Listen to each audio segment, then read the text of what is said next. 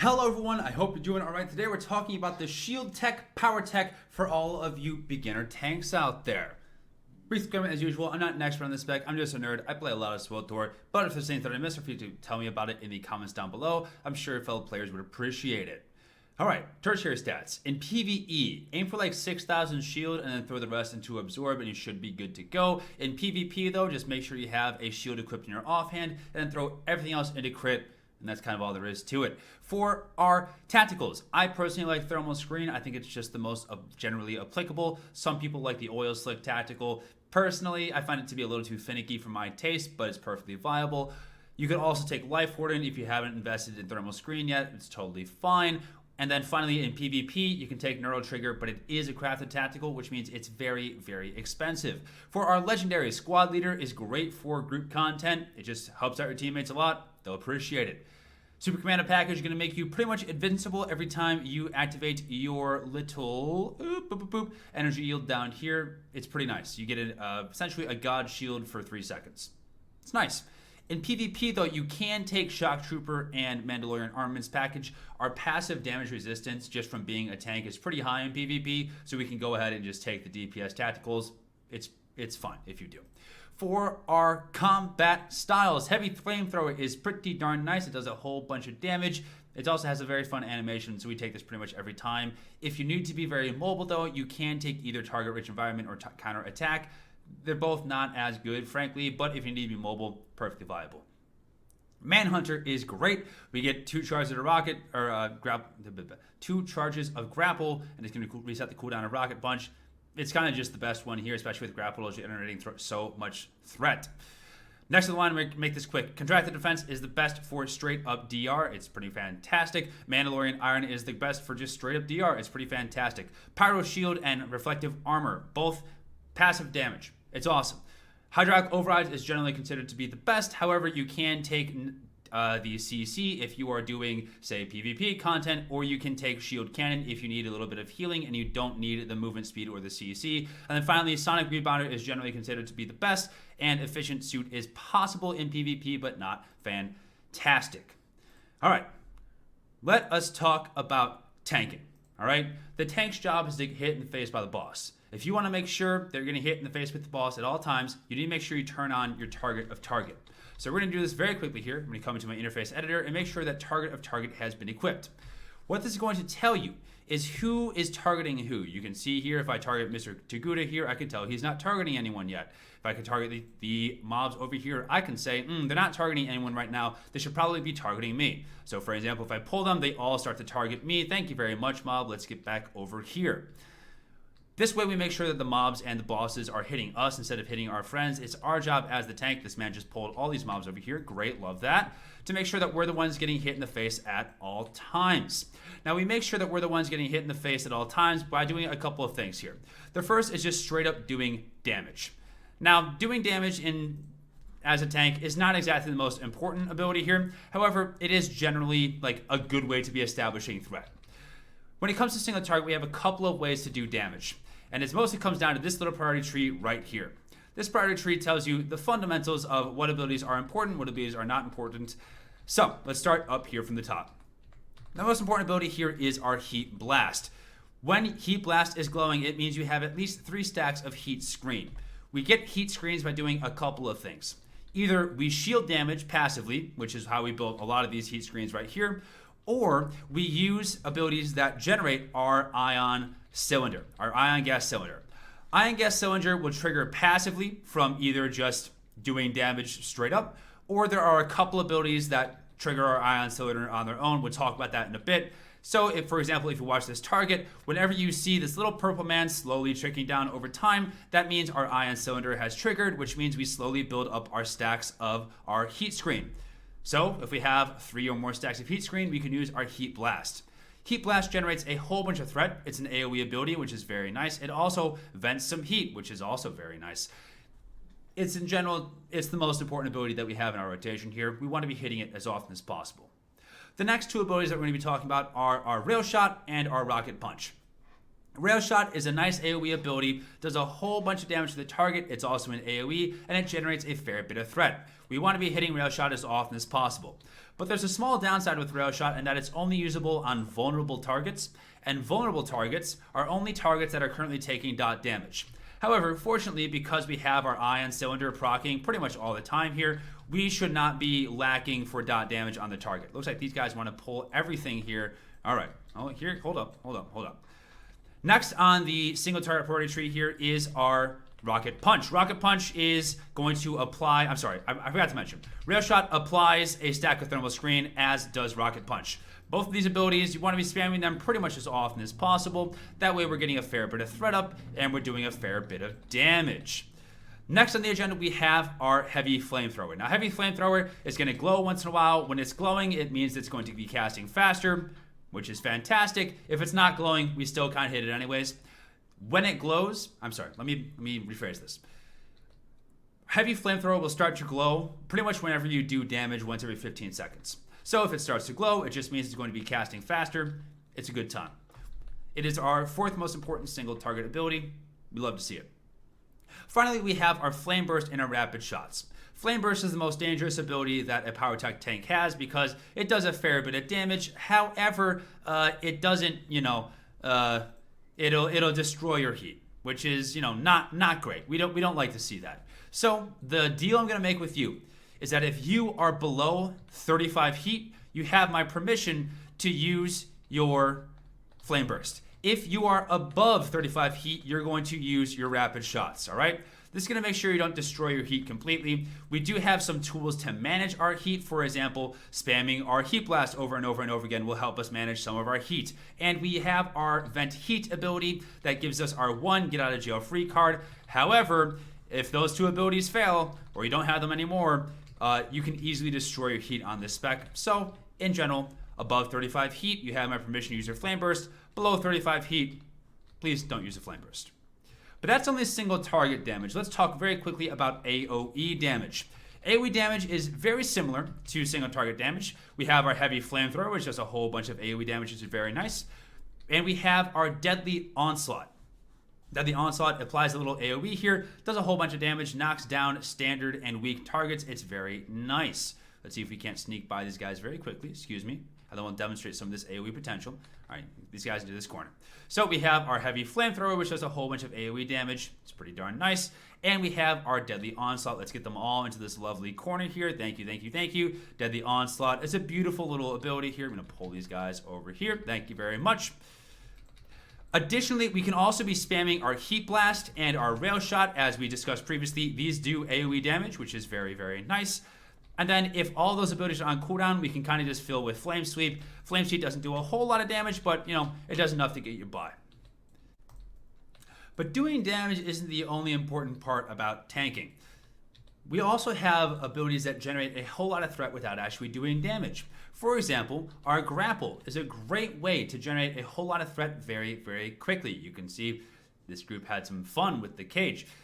So Grapple is a great way to generate threat very quickly without having to rely on actually doing damage. But once in a while, something goes awry. Either like an IP Powertech decides that he's going to be a complete monkey and do all the damage in the world in the opener and pull threat off of you. Or like a Deception Sin will hit his taunt button every single night in raid. That's totally fine. We have two tools to handle that in the forms of our two taunts.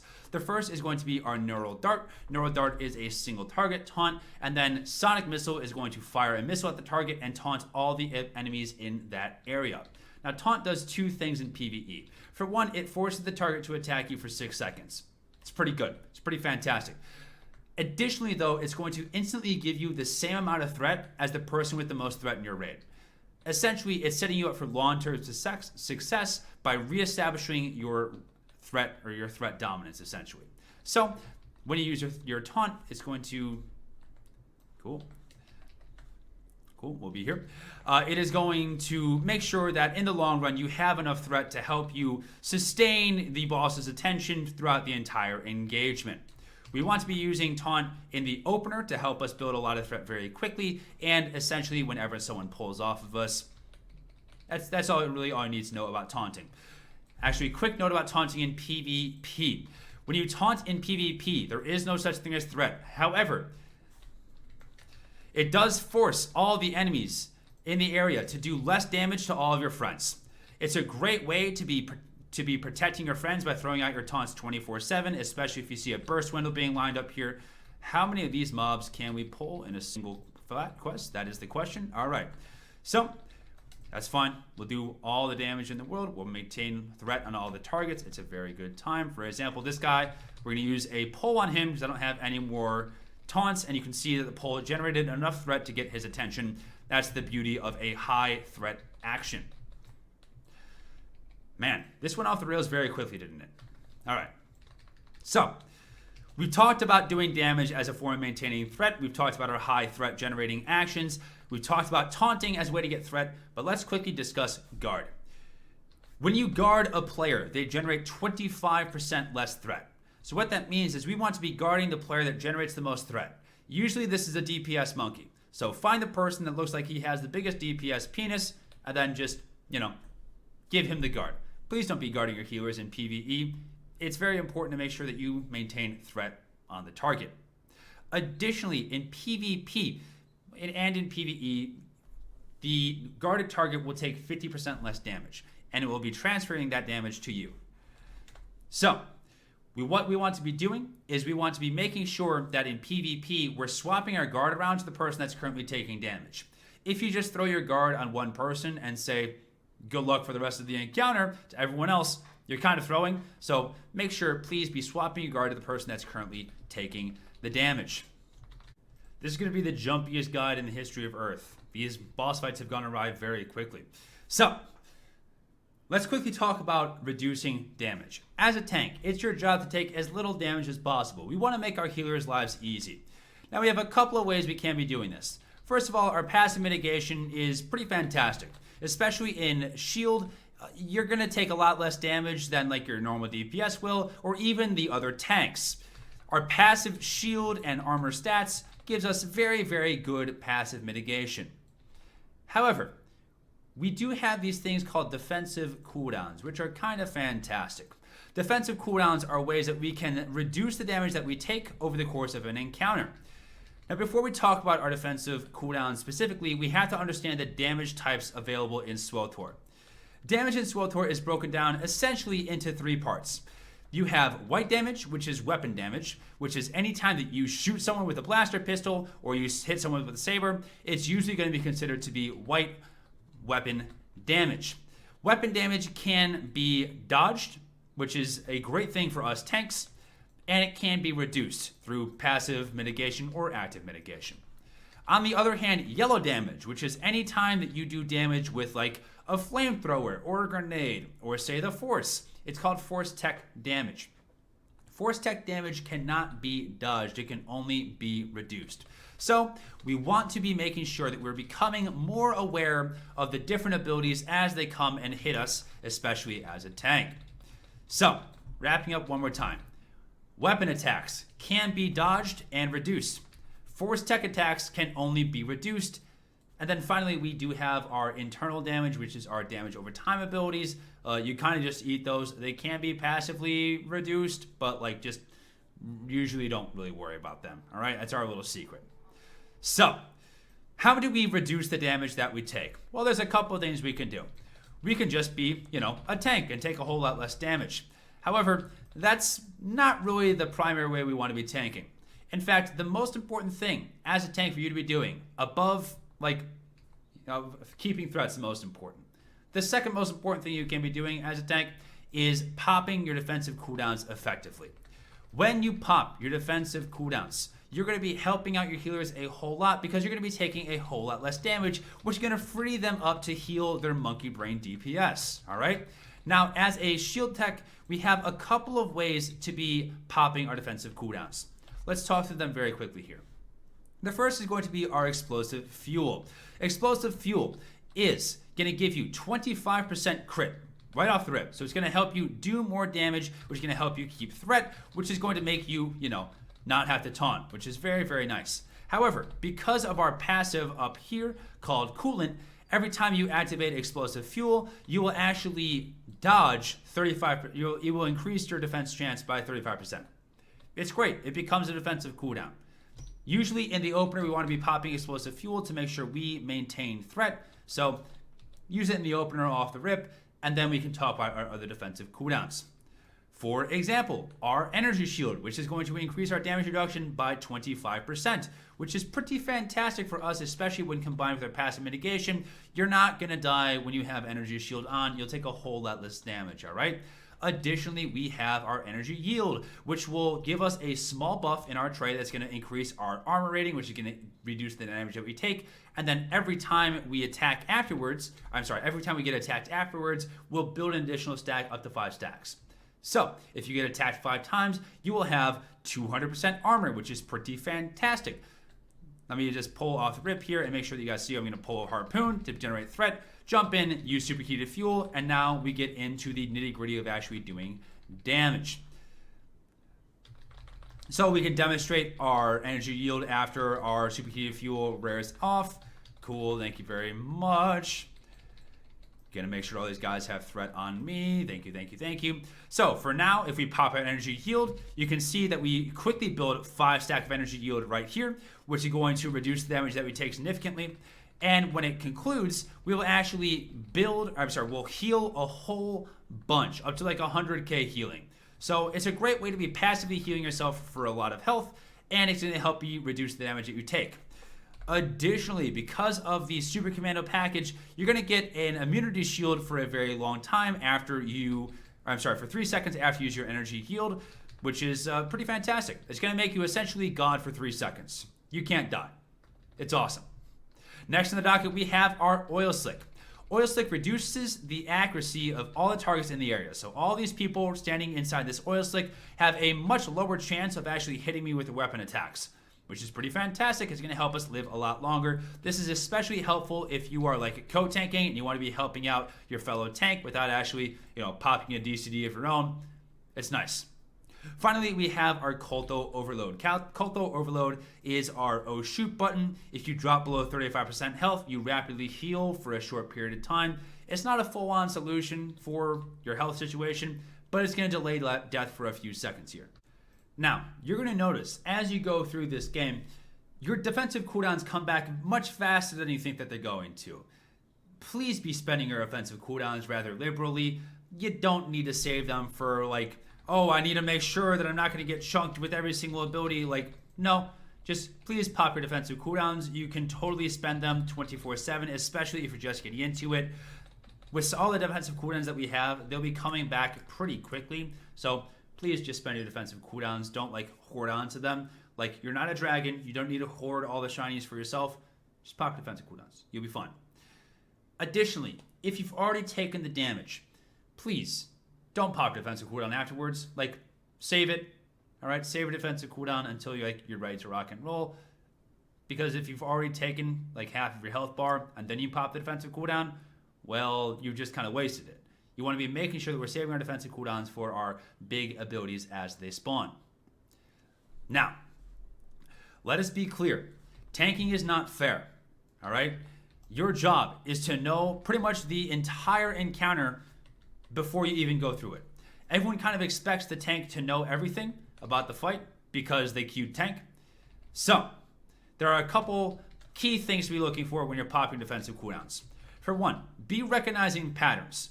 If you see someone putting a whole bunch of stuff on the ground, that probably means that ability is going to hurt. Pop a defensive cooldown.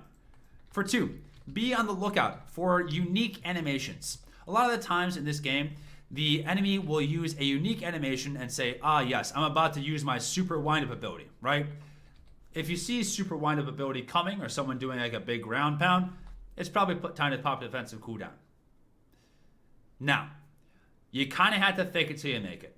There is no absolute cure for this game. There's no unique resource that's going to be out there to tell you every single mechanic of every single fight. Listen to your co-tanks, the tanks that came before you. But we always have an ability in our back pocket called blaming the healers. No one knows what you do as a tank, all right? They don't. There's a reason that they're all queuing DPS. It's because they don't know what they're doing. Even if you don't know what you're doing, you're not going to tell them that, all right? You're going to say, hey, healers, why don't you do your job? Keep me alive. Por favor. And what are they going to do? Find a new tank? No. No. If things go awry, you can always blame your healers. All right? That's not toxic if it's true. So that's really the long and short of tanking in this game. Between generating threat through this single target priority tree, really just kind of hit buttons. Like the threat you get from damage is nice and all, but you don't really have to min-max it. It's more important to know like your grapple generates a whole lot of threat very quickly, or building threat through explosive fuel. It's pretty darn nice. Additionally, we use our taunts to help us maintain threat if we ever lose it. It's very important that we maintain threat at all times to make sure that our monkey DPS don't, destroy themselves. They will find a way to do it, I guarantee you. For example, this man decided he wanted to pull a threat off me by taunting. Did you see him use that taunt button? What a gamer. What a gamer. All right? So just be on the lookout for people using their taunt buttons. It happens. People fat finger it. It's fun. Additionally, we have our guard to make sure that people aren't, generating too much threat. We wouldn't want to see that. These guys don't know the fundamentals of this. All right, cool. I'll just do everything.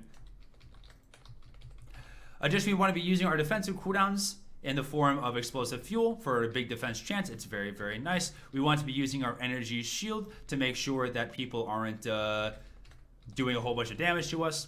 It's pretty fantastic. Our energy yield is a great way to passively reduce the damage that we take, and then when it collapses, we heal for a whole bunch of damage. It's very, very nice. This guy really wants to taunt off of me. I don't know what the deal is there. Energy yield is going to give us a whole bunch of passive DR, which is pretty darn fantastic. I probably shouldn't have used my hydros there. That's fine. And then we have our oil slick to help the enemy essentially do less damage to us because they're going to miss more often. And then finally we have our Colto overload, which will rapidly heal us if we drop below 75% health. Please, no taunt. This guy really wants to taunt. He really is digging being the tank. That's where the fundamentals of being a tank here. Frankly, as the tank, it's a thankless job. You're not going to get any accolades. People don't know what you're doing. It just kind of is what it is. So just, understand what you're getting into. It's not always going to be, the most rewarding job in the world, but you get fast pops. And then if people question you, you tell them to shut up because they're not the tank. All right? That's really all it is. If you have any questions about this little guide right here, feel free to let me know down in the comments below. I'm sure your fellow players would appreciate it. I'll get back to you as soon as possible. Additionally, I'm sure there's something I missed because this entire flashpoint was a cluster. However, let me know down in the comments. Help out your fellow players. I'm sure they would appreciate it. That's kind of all I have to say. I wish there was more, but there's really not. Just be following this basic priority system, power defensive cooldowns, and be ready to rock and roll. That's all there is. That's all there is. Hope you guys have a fantastic day. And I'll see you in the next video. Whatever that video may be. All right. Bye-bye.